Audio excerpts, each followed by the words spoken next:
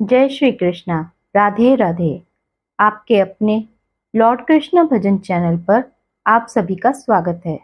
आज हम पुण्यमयी रमा एकादशी व्रत कथा लेकर प्रस्तुत हुए हैं। तो चलिए शुरू करते हैं रमा एकादशी व्रत कथा। धर्मराज युधिष्ठिर कहने लगे कि हे भगवान, मैंने आश्विन शुक्ल एकादशी अर्थात पापांकुशा एकादशी का सविस्तार वर्णन सुना।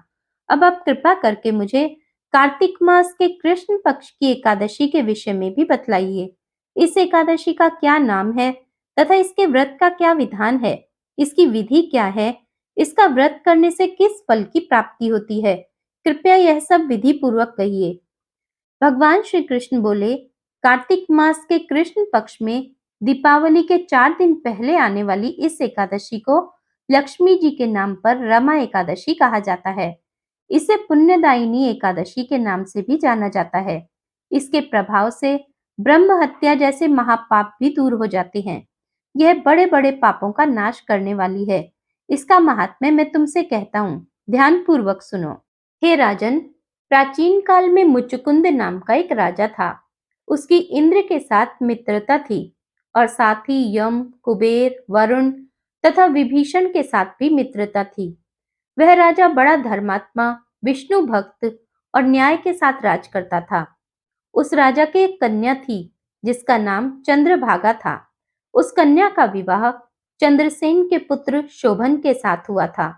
एक समय वह शोभन ससुराल आया। उन्हीं दिनों जल्दी ही पुण्यदायिनी रमा एकादशी भी आने ही वाली थी। जब व्रत का दिन समीप आ गया तो चंद्रभागा को अत्यंत सोच उत्पन्न हुआ कि मेरे पति बहुत दुर्बल हैं और मेरे पिता की आज्ञा अति कठोर है। दशमी को राजा ने ढोल बजवाकर सारे राज्य में यह घोषणा करवा दी कि एकादशी को भोजन नहीं करना चाहिए। ढोल की घोषणा सुनते ही शोभन को अत्यंत चिंता हुई और अपनी पत्नी से कहा, हे प्रिय, अब क्या करना चाहिए? मैं तो किसी प्रकार भी भूख सहन नहीं कर सकूंगा। ऐसा उपाय बतलाओ कि जिससे मेरे प्राण बच सकें, अन्यथा मेरे प्राण अवश्य चले जाएंगे।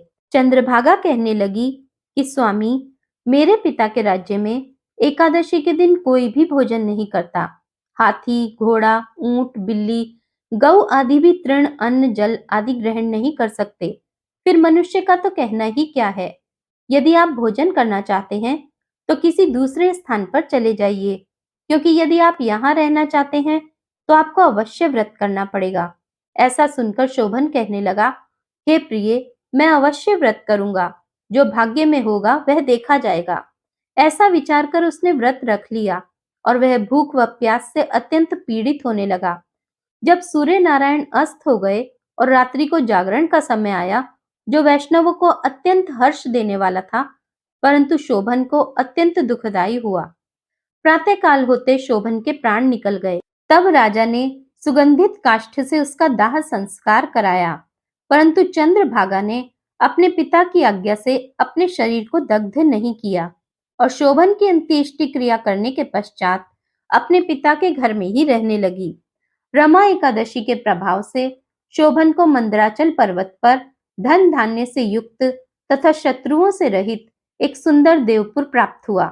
वह अत्यंत सुंदर रत्न और वैदुर्य मणि जड़ित स्वर्ण के खंभों पर निर्मित अनेक प्रकार की स्फटिक मणि से सुशोभित भवन में बहुमूल्य वस्त्राभूषणों तथा छत्र व चंवर से विभूषित गंधर्व और अप्सराओं से सुशोभित सिंहासन पर आरूढ़ ऐसा लगता था मानो दूसरा इंद्र विराजमान हो। एक समय मुचुकुंद के नगर में रहने वाला सोम शर्मा नाम का ब्राह्मण तीर्थ यात्रा करता हुआ घूमता घूमता उधर जा निकला और वह शोभन को पहचान कर कि यह तो राजा का जमाई शोभन है, उसके निकट गया।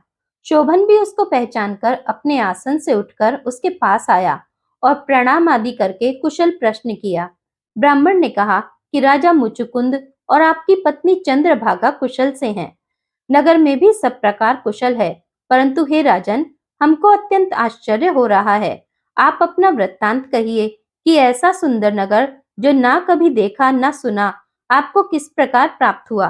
तब शोभन बोला कि कार्तिक कृष्णा रमा एकादशी का व्रत करने से मुझे यह नगर प्राप्त हुआ है, परंतु यह अस्थिर है। यह स्थिर हो जाए ऐसा उपाय कीजिए। ब्राह्मण कहने लगा, हे राजन, यह स्थिर क्यों नहीं है और कैसे स्थिर हो सकता है, यह आप बताइए। फिर मैं अवश्य में यह उपाय करूंगा। मेरी इस बात को आप मिथ्या न समझिए। शोभन कहने लगा कि मैंने इस व्रत को श्रद्धा रहित होकर किया था, अतः यह सब कुछ अस्थिर है। यदि आप मुचुकुंद की कन्या चंद्रभागा को यह सब वृत्तांत कहें तो यह स्थिर हो सकता है। ऐसा सुनकर उस श्रेष्ठ ब्राह्मण ने अपने नगर में लौटकर चंद्रभागा से सब वृत्तांत कहा। ब्राह्मण के वचन सुनकर चंद्रभागा बड़ी प्रसन्नता के साथ ब्राह्मण से कहने लगी कि हे ब्राह्मण, यह सब बातें आपने प्रत्यक्ष में देखी हैं या स्वप्न की बात कर रहे हैं? ब्राह्मण कहने लगा कि हे पुत्री, मैंने महावन में तुम्हारे पति को प्रत्यक्ष देखा है। साथ ही किसी से विजय न हो ऐसा देवताओं के नगर के समान उनका नगर भी देखा है। उन्होंने यह भी कहा है कि यह स्थिर नहीं है। जिस प्रकार वह स्थिर रह सके सो उपाय करना चाहिए। चंद्रभागा कहने लगी, हे विप्र, तुम मुझको वहां पर ले चलो। मुझे पतिदेव के दर्शन की तीव्र लालसा है। मैं अपने किए हुए पुण्य से उस नगर को स्थिर बना दूंगी। आप ऐसा कार्य कीजिए जिससे उनका हमारा संयोग हो, क्योंकि वियोगी को मिला देना महान पुण्य है। सोम शर्मा यह बात सुनकर चंद्रभागा को साथ लेकर मंदराचल पर्वत के समीप वामदेव ऋषि के आश्रम में गया। वामदेव ऋषि ने उनकी बात सुनकर वेद मंत्रों के उच्चारण से चंद्रभागा का अभिषेक किया। तब ऋषि के मंत्र के प्रभाव और एकादशी के व्रत से चंद्रभागा का शरीर दिव्य हो गया और वह दिव्य गति को प्राप्त हुई। इसके बाद वह बड़ी प्रसन्नता के साथ अपने पति के समीप गई। अपनी प्रिय पत्नी को आते देखकर शोभन अत्यंत प्रसन्न हुआ और उसको बुलाकर अपनी बाईं तरफ बिठाया। चंद्रभागा कहने लगी कि हे प्राणनाथ, आप मेरे पुण्य को ग्रहण कीजिए। अपने पिता के घर में जब मैं 8 वर्ष की थी, तब से विधि पूर्वक एकादशी के व्रत को श्रद्धा पूर्वक करती आ रही हूँ। इस पुण्य के प्रताप से आपका यह नगर स्थिर हो जाएगा तथा समस्त कार्य पूर्ण होकर प्रलय के अंत तक रहेगा। इस प्रकार चंद्रभागा दिव्य रूप धारण कर तथा दिव्य आभूषणों और वस्त्रों से सुसज्जित होकर अपने पति के साथ आनंद पूर्वक रहने लगी। हे राजन, यह मैंने रमा एकादशी का महात्म्य कहा है। जो मनुष्य इस व्रत को करते हैं उनके ब्रह्म हत्यादिक समस्त पाप नष्ट हो जाते हैं। कृष्ण पक्ष और शुक्ल पक्ष दोनों की एकादशी समान है। इनमें कोई भेदभाव नहीं है। जो दोनों को पढ़ते अथवा सुनते हैं वे समस्त पापों से छूटकर विष्णु लोक को प्राप्त होते हैं। इस प्रकार रमा एकादशी व्रत कथा समाप्त हुई। जय श्री कृष्णा। राधे राधे। जय श्रीमन नारायण।